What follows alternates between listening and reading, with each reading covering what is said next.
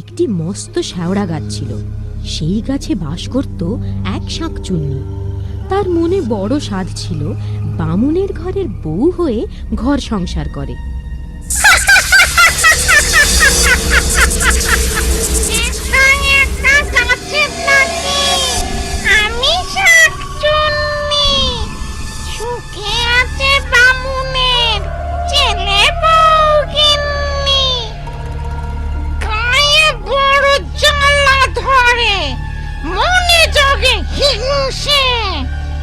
রূপে গুণে আমি নই কম কোন অংশে, বামুনের ছেলে বউ তবু থাকে দিমাকে, ডাকলো না কেউ হায় বউ বলে আমাকে।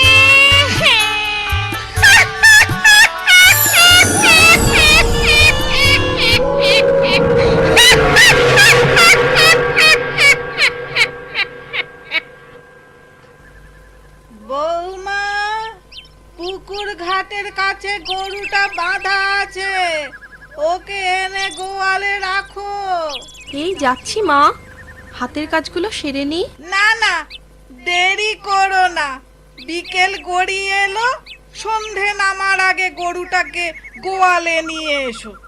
ঘরের কাজ আমি এগিয়ে রাখছি। ঠিক আছে, তাই যাই। তাড়াতাড়ি ফিরো বৌমা, ও পথটা ভালো না, পথে আবার একটা শ্যাওড়া গাছ আছে। ও আপনি চিন্তা করবেন না, সন্ধে হতে এখনো ঢের দেরি, আমি যাব আর আসবো। সাবধানে যেও, চুলের খোপা শক্ত করে বেঁধে নাও, দেখো আবার খুলে না যায়। ধবলি, ও ধবলি, ধবলি, ও ধবলি, ধবলি, ধবলি রে, ও ধবলি। উফ, তোকে নিয়ে আর পারা যায় না। ঘাস পাতা ছেড়ে এখানে কি খেতে এসেছিস? হ্যাঁ, লাঠির বাড়ি? ঘুষেরা দেখতে পেলে আর আস্ত রাখতো না। চল এখন গোয়ালে চল।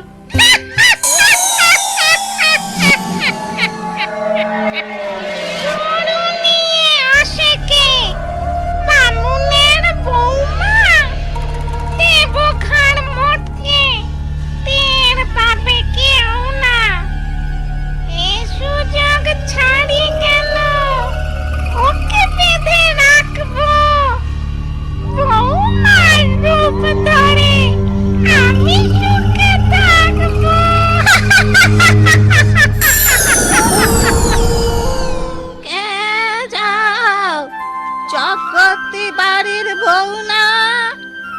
আগে হ্যাঁ মাসিমা, কিন্তু আপনাকে তো ঠিক চিনতে পারলাম না। আমি হলাম মল্লিক বাড়ির বউ।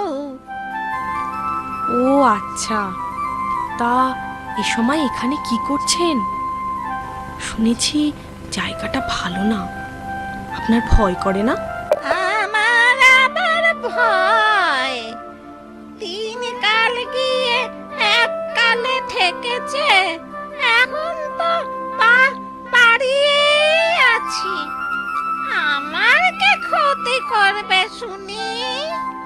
ওই শেওড়া গাছে নাকি এক দুষ্টু শাকচুন্নি থাকে, সুযোগ পেলেই সে নাকি মানুষের ক্ষতি করে। আমি যাই, আমার দেরি হয়ে যাচ্ছে। যাবে এখন, দুদণ্ড দাঁড়াও না। আমাকে যেতে দিন, আমার কেমন ভয় ভয় করছে। ভয় কিসের? আমি তো আছি। ও হ্যাঁ, শাকচুন্নির কথা বলছিলে না? তাকে তুমি দেখেছো? কিরকম দেখতে সে? আমি কোনোদিন দেখিনি, তবে শুনেছি খুব কুৎসিত, কদাকার দেখতে, দেখলে নাকি গায়ের রক্ত হিম হয়ে আসে। ভালো বলেছ, দেখলে গায়ের রক্ত হিম হয়ে আসে, কুৎসিত। কোথাকার দেখো তো শাকচুন্নি ঠিক এরকম দেখতে